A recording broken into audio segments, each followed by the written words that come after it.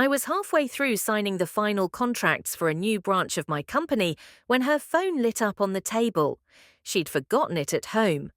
I wasn't the kind of man to snoop, but the notification wasn't subtle. 3 hearts, a winking emoji, and a name I knew too well: Ethan Harper. Ethan wasn't just anyone, he was my business partner. The man I'd trusted with my finances, my ideas, my future, and the man I'd introduced to my fiancé 2 years ago. I stared at the screen longer than I should have, the text burning itself into my mind. Then another came in. Can't wait for tonight. Same hotel. In that instant, the noise of my day, the emails, the meetings, the calls, fell silent. My hands didn't shake, my heart didn't race, it just stopped. I could have called her right then, could have driven to the hotel, caused a scene, demanded answers. But years in business had taught me that emotional reactions are the fastest way to lose. If I'd learned anything about hostile takeovers, it was this: never strike until you own the board. So I put the phone back exactly where I'd found it and left for my meeting like nothing had happened. That night, I didn't go home.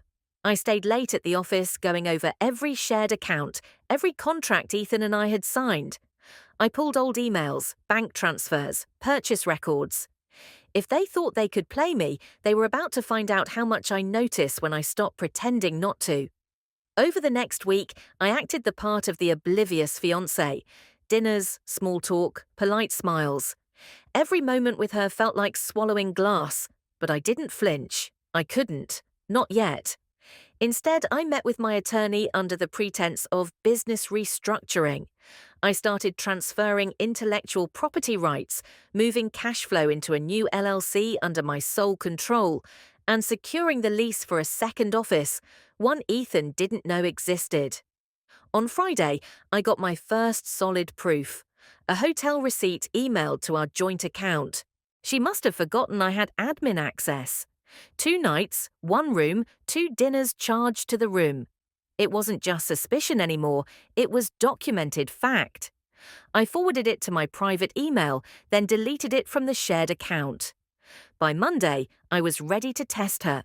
I told her I'd be out of town for a last-minute investor trip. Instead, I parked my car 3 blocks from our house and waited. Less than an hour later, a black sedan pulled up. Ethan stepped out, looking too comfortable for someone visiting a business partner's home. I didn't take photos, I didn't confront him, I didn't even follow them. All I needed was the confirmation. The next morning, I met with my attorney again, this time with everything: hotel receipts, shared messages from a synced tablet, and financial logs showing her use of the company card for personal trips. My attorney listened quietly, then asked the only question that mattered: how far do you want to take this? I leaned back in my chair, the answer already decided. All the way. Because in my world, betrayal isn't met with shouting matches or slammed doors. It's answered with signatures, filings, and a trail so airtight it chokes the people who think they can walk away untouched. And if Ethan and my fiancé wanted to build a future together, I'd make sure they started it with nothing. The first step was removing them from the business without them realizing it. I couldn't just fire Ethan outright, not without cause. That would invite a lawsuit, and I wanted him too busy defending himself to have time for offense. I set up a meeting with a silent investor I trusted. Within 48 hours, we had a deal. He'd buy out Ethan's stake at market value, but the payment would be contingent on Ethan signing over all decision-making authority in advance. It looked like a fast cash-out. In reality, it was a one-way exit. Ethan signed without hesitation. The moment the ink dried, my attorney filed an amendment to our operating agreement. He was now a non-voting member with zero access to company funds. I didn't announce it. I let him keep walking into the office, thinking he still mattered. While that was happening, I handled her. The joint accounts were the easiest target. I opened a new personal account and began redirecting my direct deposits. Utility bills, insurance, mortgage. Everything we shared went to autopay from her card.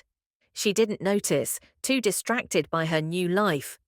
2 weeks in, the groundwork was complete. All that was left was the reveal. The opportunity came faster than I expected. She called one morning, voice sweet, saying she wanted to celebrate because Ethan had landed a big client.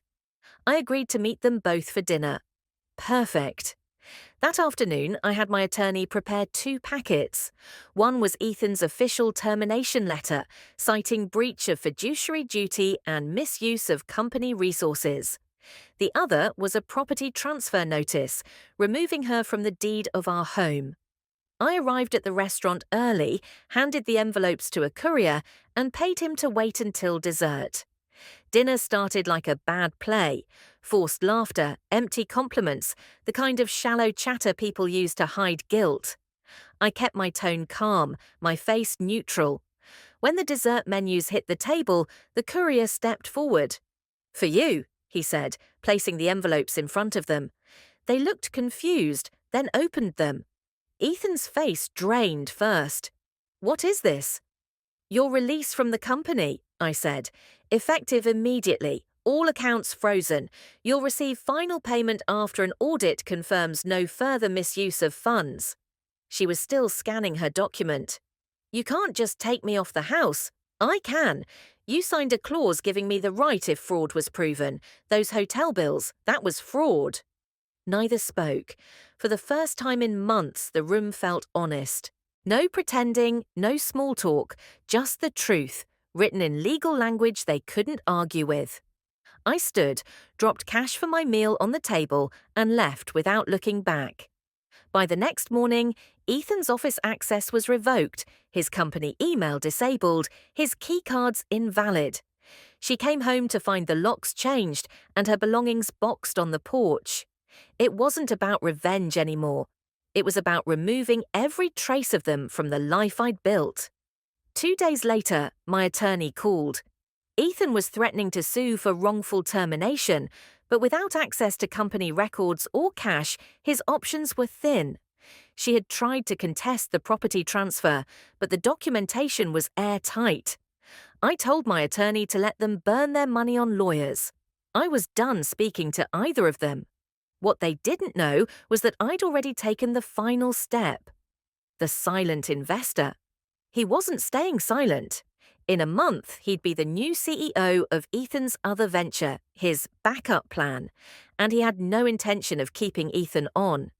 I didn't need to watch it happen. The best moves are the ones your opponent discovers when it's already too late.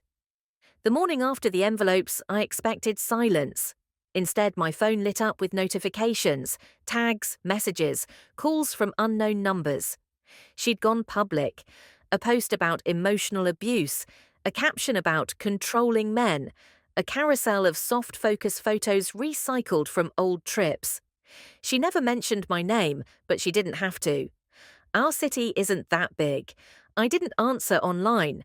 I sent one email to her attorney and mine, attaching receipts, hotel invoices, and the clause she'd signed.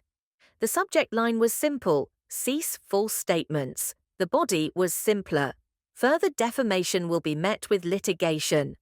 Then I put the phone face down and went to work. At the office, I gathered my leadership team. No drama, facts only. Ethan was out, accounts were secured, payroll protected, client deliverables on schedule. No one needed the gossip, they needed direction. I assigned owners, set deadlines, and made myself reachable to every team lead. The company didn't flinch. That told me everything about who mattered. By noon, my attorney forwarded a letter from her counsel asking for reconsideration of the property transfer.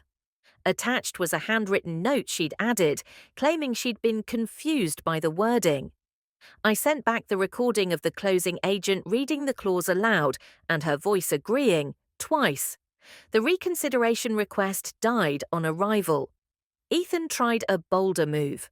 He called 3 major clients, hinting I was unstable and bleeding cash. He forgot who wrote their contracts. Non-solicit clauses aren't decoration. Our compliance manager documented each contact and sent formal notices. When he tried a fourth client, they forwarded his voicemail to me with a single line. "We stand with you. He just handed me leverage." That afternoon, the silent investor closed on Ethan's side venture. The handshake turned into paperwork, the paperwork became control, and control became a calendar invite with one agenda: restructuring. Ethan arrived late, still acting like a co-owner. He left with a small severance and a reminder of his non-compete. I didn't attend. I didn't need to. Her campaign escalated. She contacted a podcast, pitched herself as a survivor of manipulation. Producers love heat, not accuracy. My attorney sent the podcast a packet labeled factual record and highlighted their liability. They dropped the episode before it aired. She posted a cryptic story about being silenced. The comments applauded. I let them. 2 days later, a rumor started that I'd stolen the company from Ethan. That one I answered. I recorded a short video for our staff and stakeholders, calm, direct, verifiable. I explained the buyout structure, the fiduciary breach, the audit timeline. I didn't mention the affair. I didn't need sympathy. I needed trust. The video stayed internal. It was more than enough. The audit came back in a week. Nothing catastrophic, but enough personal charges to justify the termination and clawbacks. Hotels, car services, 2 retreats mislabeled as strategy offsites. We issued the repayment demand. He had 10 business days. He stalled, then offered half. We declined. Meanwhile, she filed for temporary support, arguing she'd sacrificed her career for our relationship. My counsel produced her recent invoices for brand collaborations, and the hotel folios billed to our joint card during weeks she claimed unemployment. The judge denied the request without a hearing. The silence after that was the quietest it had been in months. I thought the worst was over until my sister forwarded me a screenshot, a group chat where she'd written that I'd locked her out with no clothes or essentials. That lie bothered me more than the rest. I'd packed everything she owned, labelled by room, and arranged delivery. I sent the courier confirmations to the same chat, then muted the thread. Let the record speak where gossip wants an audience. Clients kept calling, not to leave, but to extend contracts. Employees stopped by my office just to say, "We're good." A recruit I'd chased for years finally accepted. Momentum returned, not because I shouted, but because I showed up every day and did the work they could measure. One evening, Ethan waited outside the building. No threats, no posturing, just a worn look I didn't recognize. He asked for a conversation. I said we could talk with attorneys present. He said he couldn't afford one. I told him to put his proposal in writing. He asked for forgiveness. I told him I don't deal in forgiveness, I deal in agreements. He nodded, like that sentence finally explained everything about me he'd ignored. Her last play was a message through a mutual friend. "Can we close this quietly?" I replied with a list: public retraction of false claims, agreement not to contact my clients, acknowledgement of the property transfer, and a confidentiality clause that protects my team. She sent back a single line: "You win." I didn't answer. It wasn't a game. We signed the settlement on a Tuesday. No photos, no toasts, no statements. She kept what she'd purchased with her own money. I kept what I'd built. Ethan wired the repayment on the final day of his deadline. His receipt sits in a folder named Closure. Afterward, I took a walk without my phone. Not to savor a victory, there wasn't much to savor, but to test the ground under my feet. It held. That was enough. I went home, opened my laptop, and wrote the only note I needed to remember. Trust is an asset. Guard it like cash, audit it like code, protect it like oxygen. The next morning, I came in early and unlocked the office myself. First in, last out. Not as a performance, just proof that control isn't noise or spotlight. It's commitments kept when no one is watching. Their chaos had tried to pull me off balance. In the end, all it did was make my footing permanent. 2 months passed without a word from either of them. The settlement was signed, funds transferred, accounts closed. On paper, the chapter was finished. But I've been in business long enough to know that endings aren't final until every liability is removed. The first sign came from a junior account manager. She forwarded me an email chain from an industry newsletter. Buried in the middle was a pitch from Ethan, offering consulting services to one of our largest clients. The pitch included a slide deck, my slide deck, from a proposal we'd presented 6 months before he was out. Same content, same structure, even the same file name. I called my attorney. Using company materials after termination was breach of the settlement. Within 24 hours, we filed a cease and desist. He responded through a free email account, claiming he'd developed the content independently. We sent over the file metadata showing my authorship, creation date, and revisions by company accounts. His reply stopped there. That same week, her name appeared on an event flyer for a Women in Leadership panel. Under her profile, it listed her as co-founder of my company.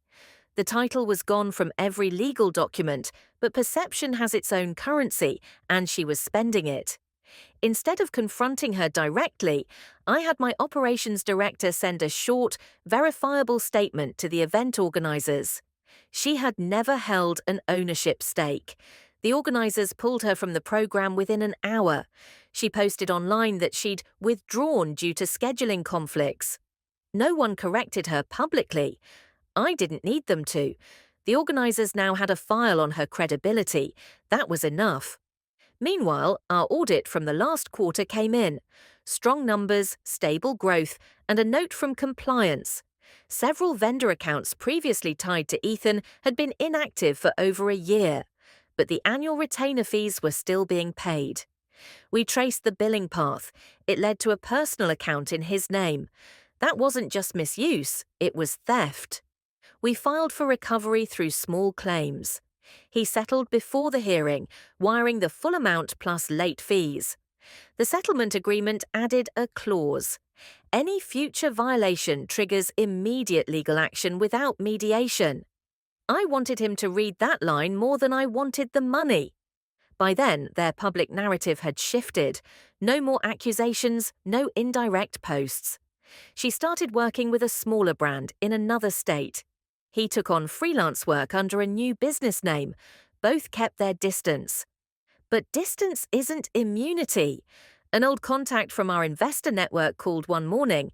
He'd been approached by Ethan and her, together this time, about funding a new venture. The pitch involved a proprietary platform for client engagement. He sent me their deck. It was my software architecture diagram, stripped of my branding. This time I didn't send a warning. I sent the deck to my patent attorney. 2 weeks later, they received formal notice that the intellectual property they'd presented was protected, registered, and traceable to my filings. Any use would trigger litigation. The investor withdrew his interest the same day. After that, the noise stopped completely. No calls, no indirect messages, no sightings at industry events. It was the kind of quiet you only get when people finally understand the cost of testing boundaries. 3 months later, I received an anonymous envelope. Inside was a single page, an NDA template with their signatures at the bottom. No note, no context. It wasn't legally binding without a countersignature, but it told me everything. Someone had convinced them to formalize their silence. Whether it was an attorney, a friend, or self-preservation, I didn't care. The outcome was the same. With them removed from my circle entirely, I focused on expansion. 2 new clients signed in the same week. My team operated without distraction. We closed the year ahead of projections. The board approved bonuses across the company. The business was stronger than it had been before the betrayal. One evening, as I reviewed quarterly reports, my operations director asked if I felt like I'd won. I told her the truth. It's not about winning, it's about removing variables that don't belong in the equation. The last move wasn't dramatic, it wasn't public. It was signing a 3-year lease on a second headquarters, far from where they'd built their version of the story. It was updating our client contracts with stronger protections. It was refining the systems they'd tried to exploit. Finality didn't come with applause. It came with the realization that there was nothing left for them to take, nothing left for me to defend.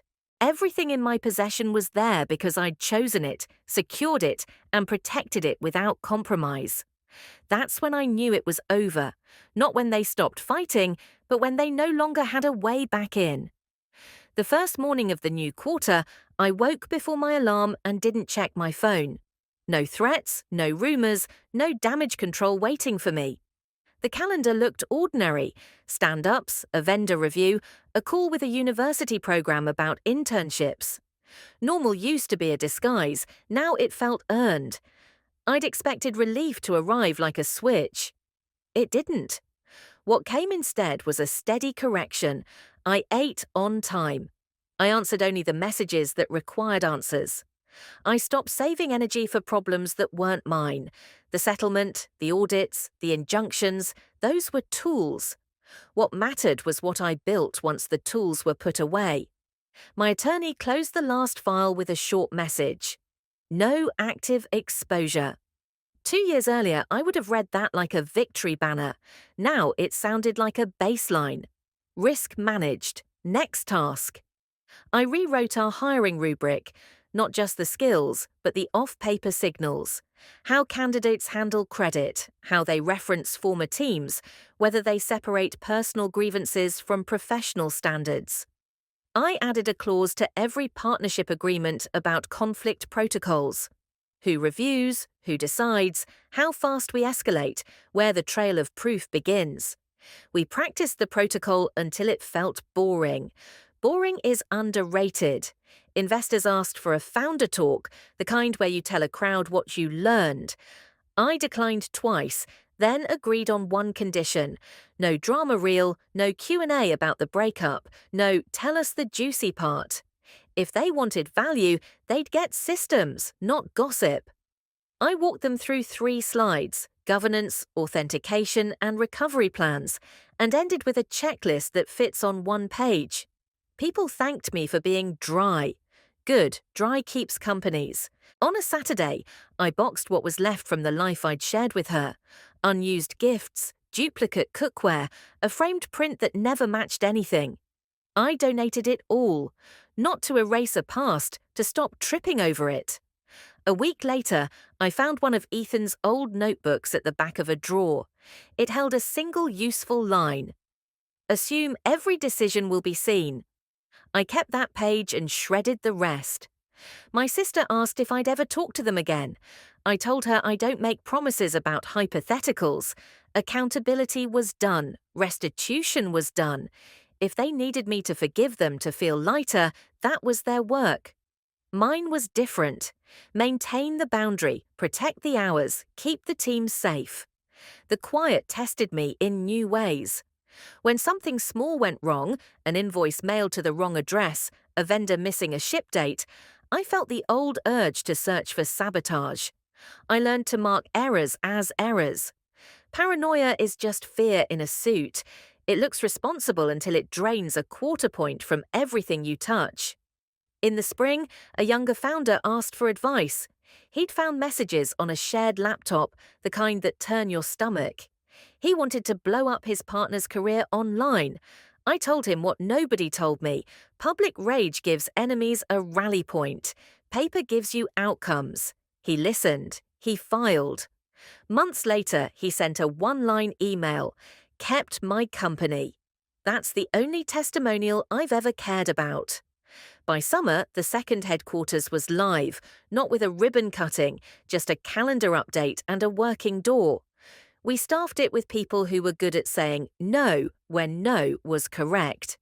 Our best quarter followed, not because of the space, but because there was nothing left leaking attention. I saw her name once on a small sponsor list for a regional event. I wished the organizers well and closed the tab. I heard Ethan had moved into contract work outside our industry. I didn't call anyone to confirm. Curiosity is expensive, and the return is low. One evening, I stayed late to finish a performance review. The office emptied out until the halls were quiet. I wrote what I wish someone had written for me years ago. You don't prove you're trustworthy by giving more, you prove it by keeping what you've been given. I press save and shut the lid. No flourish, just the work. Months later, a reporter emailed asking for my side. I replied with a short sentence. There is no story, only policies that held. He passed. That was the easiest pass of my life. Closure didn't arrive with applause. It measured itself in unremarkable days. Payroll on time, clients renewing, engineers shipping, holidays without edits to the emergency plan. I used to think revenge meant watching someone break. It doesn't. Real revenge, if you insist on calling it that, is removing every channel where they could still change your weather. The last task on my list was personal. I drafted a letter to myself and set it to send 1 year from the day the envelopes were delivered. It contains 4 lines. Verify everything worth trusting. Put feelings after facts, but never bury them. Write agreements like you'll need them. If someone shows you their flaw, don't make it your ceiling. I don't need a ceremony to feel complete. I need a morning where my team ships clean code, where a new hire says the process made sense, where a client emails, payment sent, where I shut off the lights and nothing follows me home. That's not triumph, that's stability. People ask if I regret not detonating publicly, if the quiet path cost me some grand catharsis. It didn't. Catharsis fades, systems last, dignity lasts, outcomes last. They once occupied too much space in my head. Now they're reduced to entries in closed folders and a handful of guardrails that make everything I care about harder to break. I didn't win a war, I secured a perimeter. The difference is subtle until you live it. Tomorrow I'll be early again. Not to prove anything, but because I prefer starting the day before the noise begins. The work is simple. Protect what's true, honor what's earned, move without theatrics. Some lives are built on headlines, mine is built on signatures, timestamps, and people who show up. That's enough. A year to the day after the first envelope hit their table, the scheduled email to myself arrived. I read the 4 lines I'd written and realized they weren't advice anymore. They were habits. That alone was proof of how far things had moved. But anniversaries, even the quiet ones, deserve audits. I wanted to be certain there were no loose ends. I started with the business. Compliance logs showed no breaches, no unauthorized access attempts. Vendor lists were clean, no shell accounts, no ghost retainers. The financial dashboard looked solid, expenses predictable, receivables current, reserves higher than projected. The board had approved a technology upgrade for Q3 and contracts were already signed. Stability wasn't just a mood, it was measurable. Then I checked the legal files. All cases tied to them were marked closed. Ethan's repayment had cleared months ago, and the clause on immediate action for any future violation was still enforceable for another 2 years. The intellectual property filings were intact, no challenges pending. Her name hadn't appeared in any new business registrations in our industry. If they were still moving, they were moving far enough away that it didn't matter. Still, I ran one last search. Nothing. No public events, no sponsorships, no podcast guest spots. It wasn't erasure, it was absence. Whatever story they'd been telling had run out of audience. Midweek, I got an unexpected call from a former client. He said Ethan had reached out to him about rebuilding bridges. The client declined, citing respect for contracts as the reason. He told me out of courtesy, not concern. That small act, someone else enforcing my boundaries, was the kind of return you can't buy.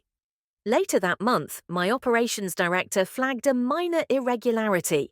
A contractor had submitted a design mock identical to one we'd rejected last year. It wasn't from them, but I still traced its origin. The file came from a public template library. No breach, no theft. The old reflex to suspect sabotage surfaced for a moment, then faded. Not every echo is a warning. Outside of work, I made a few structural changes. I shifted all personal accounts to a new security platform, rotated passwords quarterly, and added a clause to my will ensuring business ownership transitions cleanly if anything happens to me. Not because I expected another betrayal, but because protection should outlive the protector. In spring, an industry panel invited me to speak about navigating betrayal. I said no. The term doesn't belong in my professional vocabulary anymore. You navigate markets, regulations, logistics, not people who chose to remove themselves from your circle. Declining kept the focus where it belonged, forward. By summer, we launched a mentorship program for smaller firms. I taught them how to set up governance structures before they scale, how to write contracts that can't be bent by familiarity, and how to run audits without creating a culture of suspicion. A few asked if the program came from personal experience. I told them every process worth teaching does. That was enough. On the personal side, I built distance into my routines. If a partnership required trust, it also required a review schedule. If a relationship mixed personal and professional stakes, both sides signed an agreement before the first shared expense.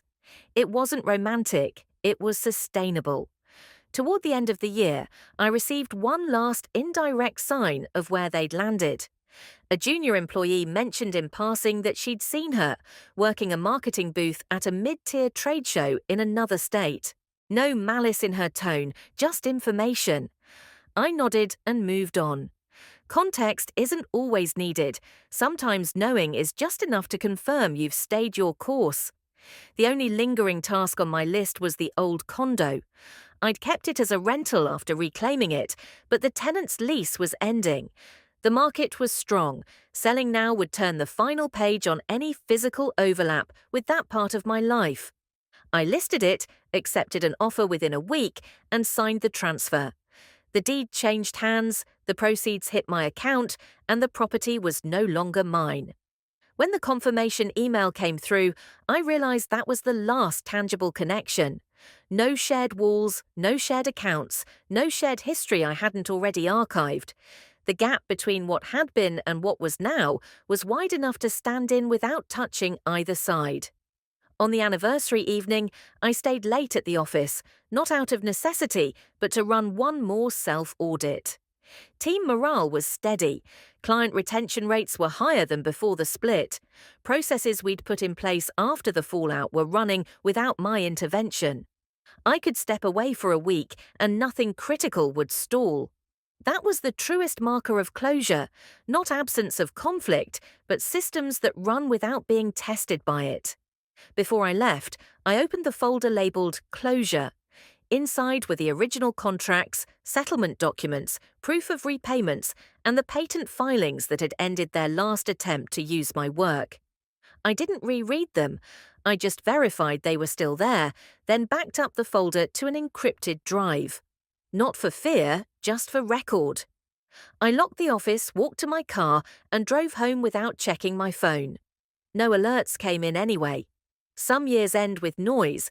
Mine ended with the knowledge that there was nothing left to guard but the structure I'd already secured, and that was enough.